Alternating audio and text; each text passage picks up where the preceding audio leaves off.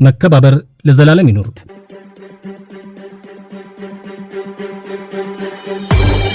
ገንዘብ ሌላም አለው ያለ ቁሳዊ ነገር ሁሉ በድንገት ትቶት ቢሄድ እርሶ ጤና ይሁን እንጂ ተመልሶ ይመጣል። ቢያጡም ቢጎዱም ለጊዜው ሊሆን ይችላል። ዘላቂ ጉዳት የሚያመጣው ሀገርም ልትጎዳ የምትችለው የአንድ ህዝብ መገለጫ የሆነ ነገር የታጣ ጊዜ ነው። እነ መተማመን፣ መከባበር፣ መተሳሰብ፣ እነ እውነት፣ እነ ተጠያቂነት፣ እነ ህግ ማክበር፣ ሌሎችም መሰል እነዎች የጠፉ ቀን አለሁም አለንም ማለት ከንቱ ይሆናል። እነርሱ በሌሉበት መኖር ራሱ ፈተና የበዛበት ካለመኖርም እኩል ሊሆን ይችላል። የሀገር መሰረት ይናዳል። ዛሬ ምን ያህሎቹን እነዚህ እሴቶቻችንን ጠብቀን ማቆየት ችለን ይሆንን እየጠየቅን መከባበርና ሽምግልና ላይ ጥቂት እንላለን። ህግጋት ከሚደነግጉት ብዙ ነገር የተወሰኑትን ቆንጠርና መጠን አድርገን እናወራለን። ብቻ አልሰማንም እንዳትሉ እንላለን።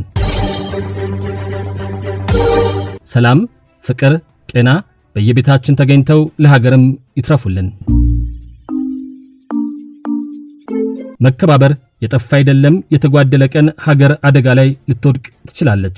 ልጆች ወላጆቻቸውንና መምህራንን በጥቅሉም ታላላቆቻቸውን፣ ሰራተኛ ስራውንና የበላይ አለቃውን፣ መንግስት ህግን፣ ዜጋና ህዝብን፣ ሀገር በሞላም ታላላቆቿን አዛውንቶች ካላደመጠችና ካላከበረች፣ ማክበር መከበርን ይዞ ካልመጣ፣ ባህልነቱ ከጠፋ ያን ጊዜ ምስቅልቅሎሾች አይቀሬ ይሆናሉ። መካሪዎቿን ያጣች ሀገር ምንስ ተስፋ ይኖራታል? ይህንን የተረዳው አፍሪካ ህብረት ለአረጋውያን መብትና ነጻነቶች ዕውቅና የሚሰጥ መሰረታዊ ፍላጎቶቻቸው እንዲሟሉላቸው በእውነትም ዕድሜ ጸጋ ሆኖ እንዲያስከብር የሚጠይቅ ፕሮቶኮል ጥር 22 ቀን 2008 ዓ.ም አዲስ አበባ ላይ አወጥቷል። 32 አንቀጾች ያሉት ከ60 ዓመት ዕድሜ በላይ ያላቸውን ሁሉ ኦልደር ፐርሰን ወይም የዕድሜ ባለጸጎች የሚለው ፕሮቶኮል በአንቀጽ 20 ድንጋጌው በእነርሱ ላይ ኃላፊነትና አደራን ይጥላል። የዕድሜ ባለጸጎች ሁሉ ለቤተሰባቸው፣ ለህብረተሰብ፣ ለሰፊው ማህበረሰብ፣ ለሀገርና ዓለም አቀፍ ማህበረሰብ ኃላፊነት አለባቸው ይላል። ዕውቀትና ልምዳቸውን ለወጣቱ ትውልድ እንዲያስተላልፉና አርአያ እንዲሆኑ በትውልድ መካከል መመካከር እንዲኖርና እንዲያድግ በማድረግ አንድነትን በቤተሰብና በማህበረሰብ መካከል እንዲፈጥሩ በማስማማትና ግጭትን በመፍታት ረገድ ሚናቸውን እንዲወጡ ይጠይቃል። እዚህ ጋር ዛሬ የሚሆነውን እያያችሁ እናንተ ባላደራዎች፣ ሽማግሌዎች ታዲያ ምን ነው ዝም አላችሁን ያስጠይቃል። ሽምግልና አስታራቂነት ያለው ክብርና ኃላፊነት ክብሩን ያጓደሉ ሰዎች ባጋጠሙ ጊዜ በሚጣለውም ቅጣት ሊገለጽ ይችላል።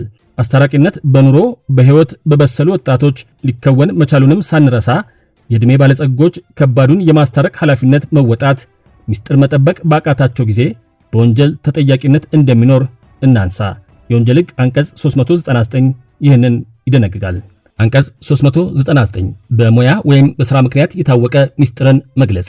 የማናቸውም እምነት አገልጋይ፣ የሕግ አማካሪ፣ ጠበቃ፣ ነገረ ፈጅ፣ የሽምግልና ዳኛ፣ አስታራቂ ሽማግሌ፣ ልዩ አዋቂ፣ ነባሪ፣ አስተርጓሚ፣ ውል አዋዋይ፣ የግል ድርጅት ዳይሬክተር፣ የሥራ መሪ፣ ተቆጣጣሪ ወይም በፍትሐብሔር ወይም በንግድ ሕግ ድንጋጌዎች መሠረት ሚስጥር መጠበቅ የሚገባው ማንኛውም ሠራተኛ፣ ሐኪም፣ የጥርስ ሐኪም፣ የመድኃኒት ቅመማ ባለሙያ፣ አዋላጅ ነርስ ወይም ሌላ ረዳት የሕክምና ሠራተኛ ወይም ሌላ በሙያው ወይም በሥራው ምክንያት የተገለጠለትን ሚስጥር በሙያ ሥራው ላይ ሳለም ሆነ ሥራውን ከለቀቀ በኋላ የገለጸ እንደሆነ የግል አቤቱታ ሲቀርብበት በቀላል እስራት ወይም በመቀጮ ይቀጣል። ክቡራን አድማጮች ሆይ ለማስታረቅ ጉቦ መቀበል በሙስና ወንጀል እንደሚያስጠይቅስ ሰምታችሁ ታውቁ ይሆን? አልሰማንም እንዳትሉ አሁን እናገራለሁ። የሙስና ወንጀሎች አዋጅ አንቀጽ 12 ይህንን ይደነግጋል።